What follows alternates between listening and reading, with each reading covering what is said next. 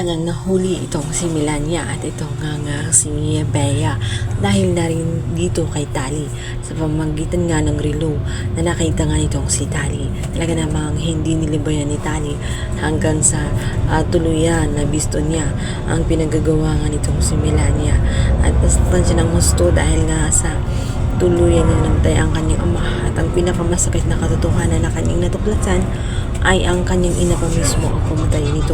Kaya naman galit na galit itong si Tali. Napasugod siya ng di oras sa pamamahay nga nitong si Bea. Kaya naman ito ay galit na galit dahil sa malayo pa lamang ito ay nagngangawa na nga itong si Tali dahil naniningil na nga ng kasalanan. Gayon naman itong si Bea ay galit na galit din at sinabi nito na magkaroon na muna siya ng mabuting asal. Palibhasa umano ay hindi siya naturuan nga nitong si Melania. At dito naman ay nasampal siya itong si Tali at sinabing hindi umano siya karapat-dapat na bigyan ng respeto lalong-lalo na at isa siyang kriminal na patay niya ang kanyang ama. Naghihinagpis itong si Tali at galit na galit. Samantalang si Bea ay hindi nakapagtimpi. Ayon sa kanya ay hindi alam ni Tali ang totoong mga nangyayari at kung bakit humanto nga sa ganoon ang kaawawang si Darius. Yung banda, magugulat naman itong si Bea dahil maya-maya nga ay nililitaw nga itong si Belle kung saan sinubukan nga ipagtanggol nga itong si Tali.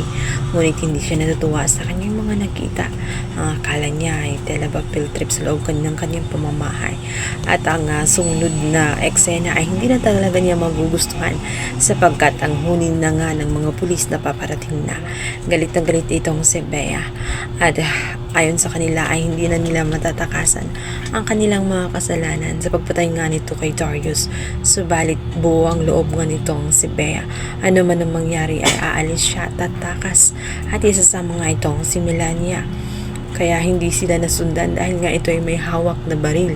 Samantalang itong si Melania ay nag-iinarte pa nga at hila-hila pa nga itong si Tali. Samantalang si Tali ay hindi naman talaga sasama dahil alam niya na madadamay lang siya sa oras na sasama siya sa kanyang ina at si Bea.